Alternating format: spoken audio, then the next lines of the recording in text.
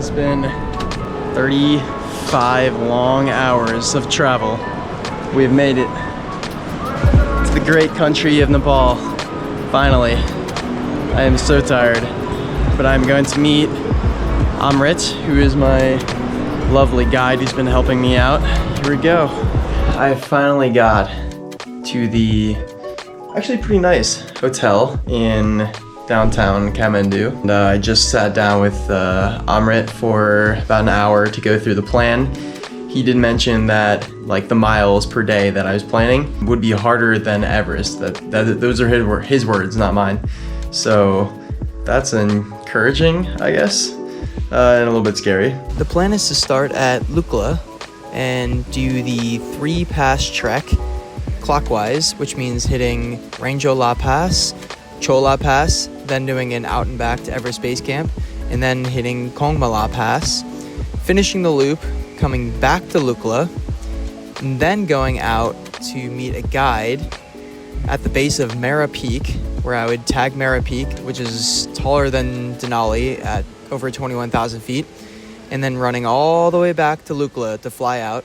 This is everything that I'm gonna have. So here's all the electronics. Here's the medical stuff. You can see I got 4 EpiPens. Passport, we got a charger right here, Ziploc bag, drone, the bag I'm taking, sleeping bag, 0-degree bag. I've got my water bottles right here with a filter on it. I got a book, got some food here, 2 pairs of socks, got my money, your long sleeve base layer is running, polyester thing on top of that. I have a down, and then I have a rain jacket. The buff, here's the shoes I'm bringing. Of course, we got the Gakashas, the big gloves, which also have a small glove inside of that. And this is my only pair of pants that I'm bringing. I'm here with Robin, and we're driving to Mantali. How long is it gonna take? 5 hours. 5 hours. We're headed out of the city. I'm taking the flight tomorrow to Lukla so that we can start the trek.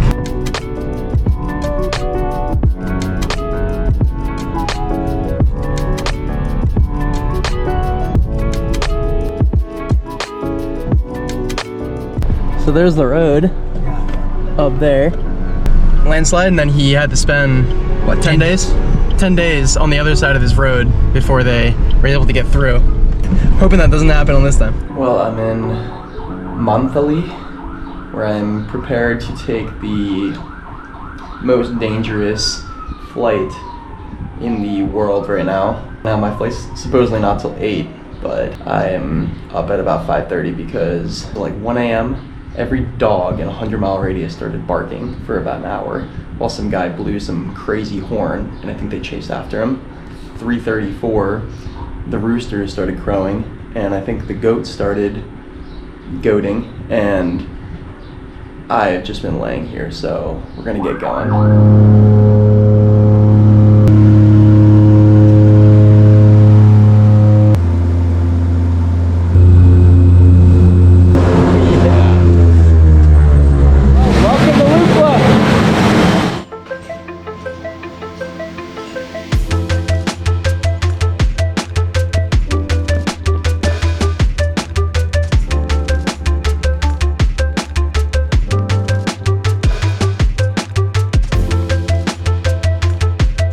Kind of thought up this idea I'm gonna do because it's gonna take about 7 days to do this whole trek, and the overarching theme is going to be called the 7 deadly sins and the 7 heavenly virtues. So I'm basically gonna talk about a combo of those every single day, kind of how it relates to my life and how it relates to kind of being in the mountains. Today is pride versus humility, which are opposites of each other. So I'm gonna try to be talking about that a little bit as the day goes on. Hopefully it'll keep me from going insane, because I will be able to talk to you.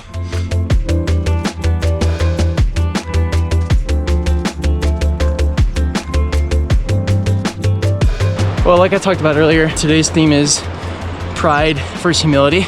So when it comes to me in the mountains, doing these adventures, traveling, taking these videos, there's kind of the ego side for sure, where, you know, I know if I do bigger, more impressive, potentially more dangerous things out here in the mountains, just based on the response I've seen online, it seems like you guys enjoy that a lot more. So obviously there's this balance that I have to take between being, you know, smart and safe and looking out for my own safety, and not letting the drive to make good videos get in the way of any of that. I've kind of had to think about how speed is only one part of safety. I think it's actually an important part because I always think when you come out in the mountains, you're kind of on borrowed time in a way, where you kind of want to get in and out, get your fill while they kind of let you. But I also know that just being fast is not the only safety measure, and I do feel like sometimes I lacking a little bit in other safety measures because, you know, I want to go light and fast usually, so I might not bring quite as much gear as other people are.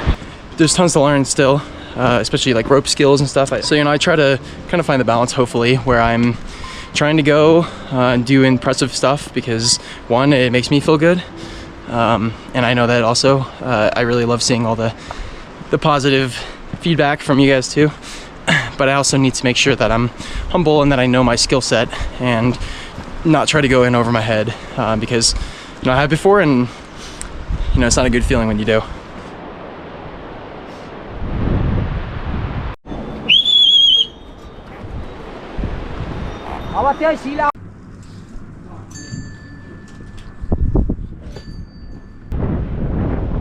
When we talk about pride, I think pride has a lot to do with ego, kind of our need to be validated, and that need can be external or internal validation. Internal validation is hard, but it's longer lasting, and the external validation is easier, but it's sweeter and easier to get. I am pretty competitive, and I think that has something to do with the need for external validation, to be seen as the best, to feed the ego, and to feed the pride. It's something that I think I've had a changing relationship as I've gotten older. I ran track and cross country, and I was always either one of the best or the best on the team in high school. And then when I started ultra running after college, I also wanted to be the best. And then in 2022, after I had a few good years, like a very good, honestly, I was really close to kind of breaking out on the scene. I had a really bad 100K that really humbled me in a lot of ways. What I realized is that I wanted to know if I was running and doing all this stuff because I simply wanted to be fit and train for these races and nothing else, or if I actually liked it at all. So I basically stopped racing pretty much, and I wanted just to see if I would still want to run, be in the mountains, exercise, because it's hard. And we'll talk about diligence in another one, but it takes a lot of grit, consistency, and I pretty much found that I didn't need the ego to drive me to do mountain adventures. I think I just realized that I just like being outside, and I like exploring, and it kind of gives me like almost like a feeling of being like a kid again, where you're able to discover new things just like a child does. I don't feel like there's that many things that exist that are kind of like that, at least that I've found. And so I keep coming back, not needing to race, because I've been pretty much transferred my purpose for doing this stuff from ego and external validation, at least in the competitive sense, to discovery, adventure, and some part the external validation has shifted to some of these videos, but at least it's not, you know, quite as competitive as racing is.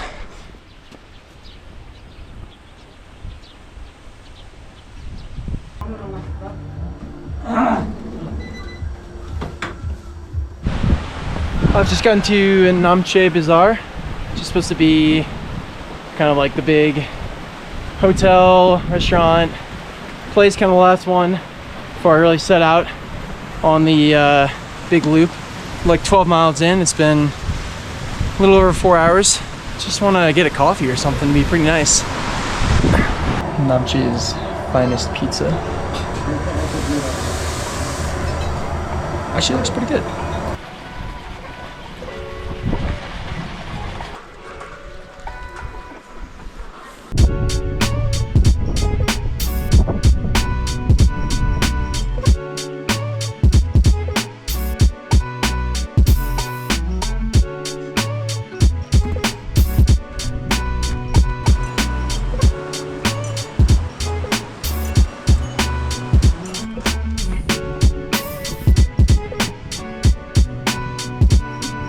Last thing I was thinking about pride and humility. Pride aspect, I actually think is a big component of living in a mountain town like Salt Lake City, like where I live. I think at this point I've kind of carved out a little niche for myself. There's kind of a part of it where I really like it, and there's also things that I think I don't like as well. The things I do like are there's always somebody, like anytime you think you've done anything great or amazing or accomplished, there's almost always someone who has done something even more impressive, which I think is good because it keeps you kind of humble, and it kind of keeps your pride in check. You know, if I had done some of these things and I lived on the East Coast where I used to live, I think it'd be easier to fall into that trap of you know, kind of ego and pride. But there's so many impressive people who live in Salt Lake City and just the Mountain West in general that it's pretty easy to keep your ego in check, because people just do ridiculous things, and I have some friends that do things that I can't even imagine doing. So I really like that aspect. The aspect I don't like is that I do think it actually kind of breeds like a little bit of that competition I was talking about.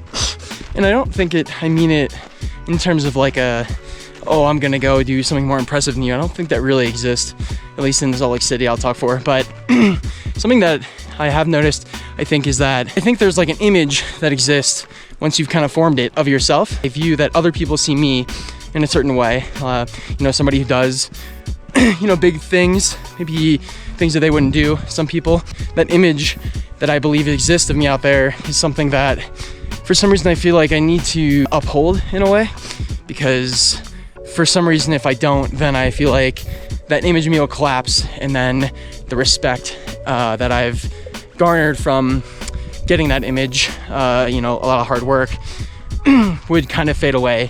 And I feel like that would be part of me kind of leaving. It can be good and bad, you know, it can push you to do things that you maybe didn't think you were possible. Like I didn't think, there's no way I would have thought I could have done the whirl, you know, a few years ago, or some of the things like Glacier Peak or Ptarmigan Traverse, like some of the bigger things I've done. I don't think I could have done without this sort of concept I'm talking about.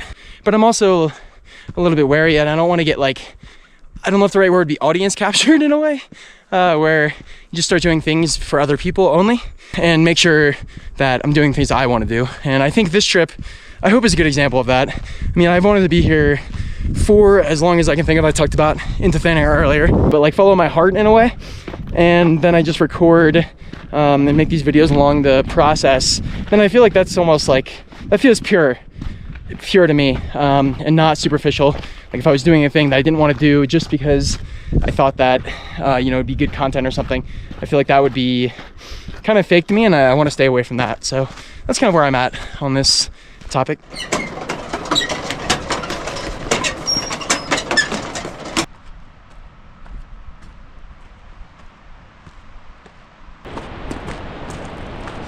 Just about 18 miles in. Been moving for 6 hours, a little over 6 hours. Snowing a bit, but it wasn't really cold. I'm almost to Thame, which I was planning on spending the night here. Man, I'm only at about 11,000 feet right now, but I can feel a little bit of altitude. Maybe you've got a little bit of the Kumbu cough. Like there. Pretty close to the end of the day, I think. We've lost dancing. This is my room right here. There's 2 beds and this whole room. And it's the Marathon Lodge, which is run by this woman who has won, I think she said she's won the Everest Marathon, I think like 5 or 10 times or something. Hello. So, what's your name? My name is Thame Sherpa. My house, my live Thame. Yeah. Yeah. You own this place? Yeah. Yes. Village Thame. Okay. Yeah. And you've run the Everest Marathon? Everest Marathon, yeah. First woman. How many times? 5 hours, 6 minutes. 5 hours, 6 minutes. Yeah. Yeah. Yeah. And you winner? Winner. Yeah. Wow. Yeah. First woman. First woman. 2 months baby there and running and first woman. You had 2 months baby? Yeah. It's small 2 months baby there. Yeah. And running first woman. Oh my gosh. Yeah. My baby is big. Yeah. Kumju school 4th class. Fourth class? 4th class, there no good water. Yeah. And it's Kumju school. There no school and Kumju hostel. Okay. Yeah, you got all these No, first no. I have you got all these first medals no. right here. Yeah, first woman. There's some running right there. Wow. I have running and I have Kalapatar. Wow. And they are big first woman 1, 2, 3 first woman. Wow. And every 1, 2, 3, 4, 5, 6, Oh. 7, 8, 9, 10. Wow. Yeah. I have incredible. running 10. 10 times. 10 time and first woman 4 time. Wow. Are you gonna do this year? And best game 2 Namche Bazaar. Yeah. Are you going to run in No, May? run. I have working. Working? Hotel working, potato making, cow, dog, horse. Yeah. And holiday I have making. Wow. And Yeah, No that's amazing. training. 10 times is a lot. yeah, no training. I Yeah. have no training. No training, yeah. No training. That's incredible. Yeah. I have 4 baby. 4? 4. 2 girls, 2 boy. Mm. And 1 boys Kathmandu monastery. Oh, Papan. okay. Yeah. 1 boy guide. Kelangu Climb? Sherpa. Yeah. Everest? Everest. Wow. 1 boy Chituan marriage. Married? Chituan. Other Okay. marriage. Yeah. Small baby. Kumju school. Okay. Yeah. Wow. Yeah. I have husband date. Oh, dead? Husband date. Oh. No. I'm sorry. My son. Nima. Nima? Jalden. Sherpa. Nima Sherpa. Wow. That's Big amazing. strong. I did not do a marathon. I did 19 miles today. Yeah. So not marathon today. Yeah. But I have no booking. 1, 2 people coming. Eat good food, good okay. shop. Yeah. No, this is nice. This is a very nice place. It's small lot. It's small hotel. Yeah, small. No big. Yeah. No strong. It gets gets job done though. Yeah, It's yeah. 500 Nepalese rupee tonight. Yeah. Very good. Very good. Welcome. Thank you. Thank you.